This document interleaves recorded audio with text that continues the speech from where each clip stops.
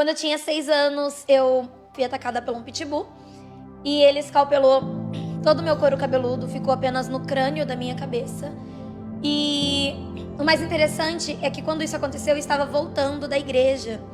E naquele momento em que o cachorro estava me mordendo, eu não senti nada, dor nenhuma, como se eu estivesse conversando com você agora e o cachorro estivesse me mordendo, eu não senti nada.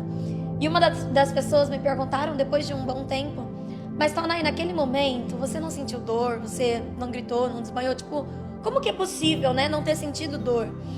Porque o estrago foi muito grande. Fiquei quieta e a pessoa falou assim: eu já sei. E ele falou assim: naquele momento você estava com o sangue muito quente, uma adrenalina assim muito forte, né, muito alta.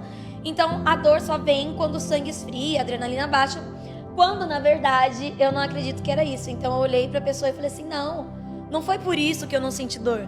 Eu não sentia dor porque o sangue de Jesus me cobriu.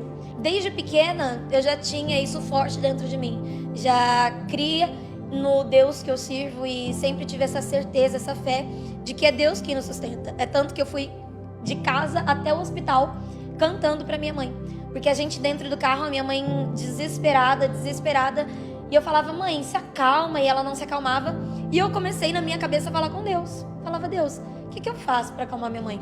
E aí eu ouvi como se fosse uma voz dizendo: canta. E aí veio o hino da harpa, o 212. Eu olhei pra minha mãe feliz e falei: mãe, vamos cantar. Mas ela só chorava. Eu falei: eu vou cantar quando a senhora conseguir, a senhora me acompanha. E minha mãe se acalmou. E lá no hospital, passei 3 meses, passei por muitos procedimentos, fiz cerca de 27 cirurgias.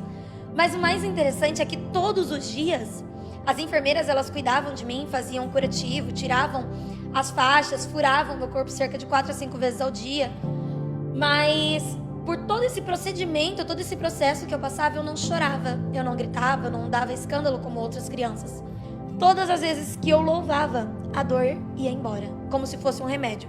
Eu passei por muitos procedimentos, terminei lá as 27 cirurgias, recebi alta e mudei para Araraquara. E fiquei fazendo o tratamento, eu ia toda quarta-feira para São Paulo. Mas chegou um momento que nada mais funcionava em mim, né? Não tinha mais jeito. E os médicos deram um tempo para eles estudarem o meu caso. Que eu fiz o tratamento até uns 14 ou 13. E aí, quando eu cheguei nessa idade, o médico falou para mim: olha, Taonay, eu vou estudar, nós vamos estudar um pouco mais, porque a gente não tem o que fazer agora. Porque a minha cabeça, eu posso tirar? A minha cabeça, ela, nessa parte aqui, ela não é cicatrizada, sabe? Não é pele normal. Sim. Então ela infecciona muito rápido, não aceita enxertos, nada do tipo. E passou-se um tempo, eu voltei lá no ano de 2019, porque apareceu uma mancha na minha cabeça, uma mancha preta.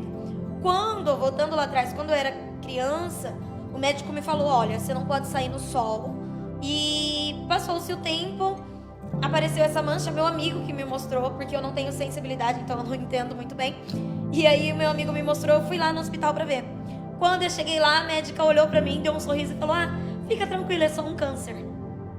Quando ela olhou pra mim e falou que era câncer, eu assustei, olhei pra ela sem entender, o meu pai tava comigo, e eu olhava pro meu pai, olhava pra ela, olhava pro meu pai, olhava pra ela, meio que sem sentido, não fazia sentido ela ter sorrido, sabe? Mas aí ela me encaminhou pra um outro médico. É simples, é um câncer de pele, mas o problema é que ele está na cabeça. Aí ele falou: eu te dou 1 ano pra você voltar pra sua cidade fazer o tratamento. E ele ainda acrescentou: se você não voltar daqui 1 ano, a gente simplesmente passa o seu lugar pra outro, porque a gente não pode cuidar de cadáver. Eu cheguei em casa e a única coisa que eu conseguia fazer depois, porque eu demorei pra entender o que estava acontecendo, mas quando eu entendi, a única coisa que eu consegui fazer foi deitar na minha cama, peguei o travesseiro e chorei, só isso. E eu ficava pensando comigo: mas Deus, tanta coisa, né? Já passei por tanta coisa. Chegou um momento que eu aceitei, eu falei: Deus, se o Senhor quiser me levar, amém. Mas conforta o coração da minha família. Até que no outro dia eu fui numa igreja.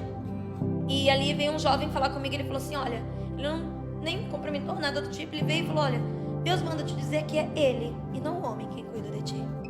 E eu coloquei algo no meu coração de que eu não queria fazer tratamento nenhum. Mas todas as madrugadas, todas as noites, eu ouvia os meus pais chorando e orando por mim, né? Então eu comecei a pensar: poxa, eles estão sofrendo mais uma vez por minha culpa. Como se já não bastasse todos esses anos, com tudo que eles tiveram que passar por mim, mais uma vez eles estão sofrendo simplesmente porque eu não quero fazer tratamento. Faltando 2 meses, que foi o tempo que eu realmente decidi, não queria fazer tratamento, eu chamei uma amiga pra ir comigo pra São Paulo. Por quê? Porque os meus pais, embora eles se fizessem muito forte perto de mim, minha família toda estava tentando me fortalecer, eu sabia que eles não teriam, assim, estômago pra ouvir o que o médico ia falar, porque o médico é duro, sabe, quando ele fala. Até que chegou o dia de nós irmos pra São Paulo, fomos, e quando chegamos na sala do médico, ele me deu um papel e ele falava, Taunay, lê. E eu lia e não entendia nada, como qualquer outro papel de médico que eu não entendo. E ali ele falou assim, olha, você entendeu? Eu disse, não. Aí ele mostrou bem embaixo, numa das últimas linhas, e falou assim, olha, aqui está dizendo que você não tem mais câncer e também não tem mais possibilidade de ter. E ali, eu olhava pra ele assim, falei, oi, doutor. Ele falou assim, não tem mais câncer. E o médico olhava pra mim e falava, mas Taunay, como? Porque você não fez tratamento, aqui não consta nos laudos que você fez o tratamento ou tomou algum medicamento, como? Olha, doutor, você não vai entender. Porque não foi os médicos ou o tratamento ou os remédios, mas foi Deus que me curou.